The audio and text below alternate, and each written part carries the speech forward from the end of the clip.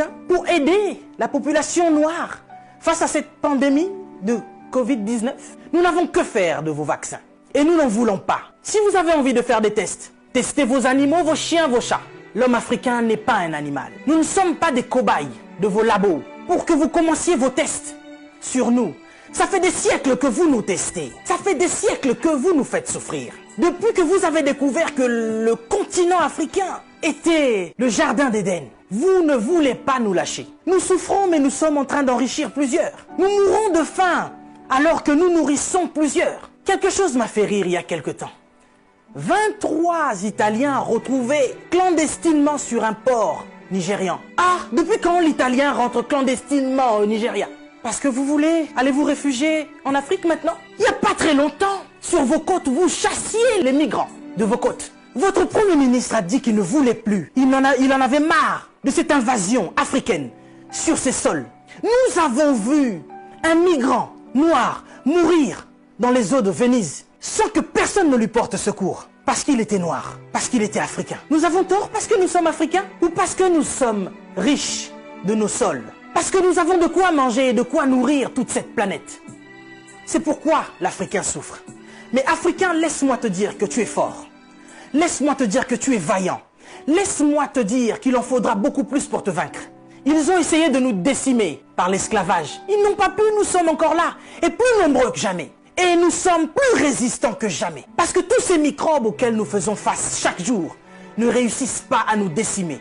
Ce n'est pas un Covid-19 qui va décimer le peuple noir. N'ayez pas peur, tel est mon message. Je vous invite, chers Africains, à devenir beaucoup plus forts. Ne faites pas confiance à ceux qui nous gouvernent. Ça fait des lustres qu'ils sont là. Ils prennent leur retraite tout en étant présidents. Ils ont du mal à lâcher ce fauteuil qu'ils pensent être éternel. Qui a déjà fait 200 ans au pouvoir? Êtes-vous assez fort pour faire 300 ans? Vous n'arrivez même pas à faire 100 ans. Mais vous êtes tellement médiocre, ignoble. J'ai suivi plusieurs de nos présidents africains qui ont copié le discours du président Macron. Bande de marionnettes, bande de gigolos. Vous n'êtes même pas capable d'écrire vos propres discours, au point où vous devez copier sur ce que Macron dit. Lui-même, il est en train de mentir à la population française. Son gouvernement nous ment depuis le début.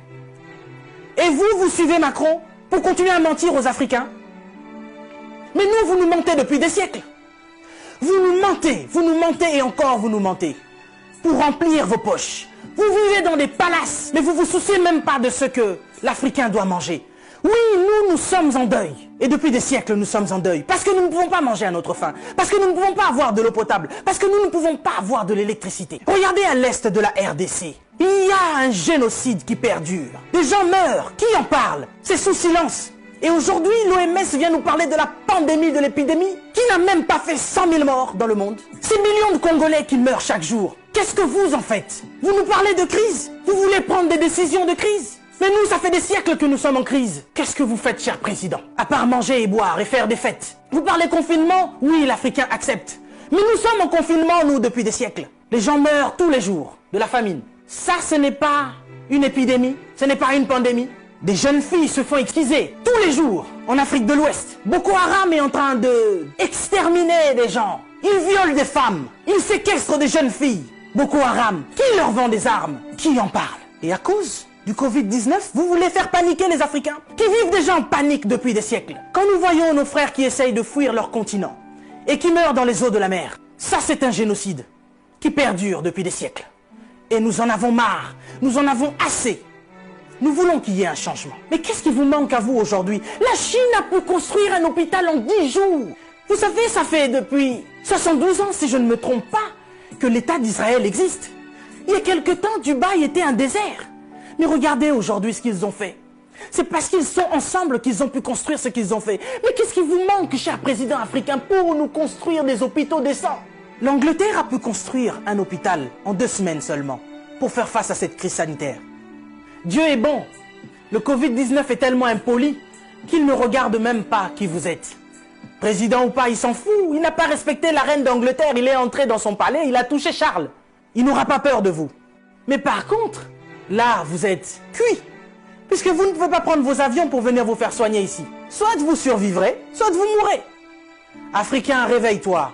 Africain, lève-toi. Si Martin Luther King est mort, si Rosa Parks est mort, si Malcolm X est mort, si Mandela est mort, si Winnie Mandela est mort, nous sommes là pour porter encore plus haut l'étendard de l'Afrique. Et continuer à dire que tant que nous aurons le souffle de vie, nous allons continuer nos revendications. Si cette épidémie ne vous réajuste pas, ne vous enseigne pas, pire va encore arriver.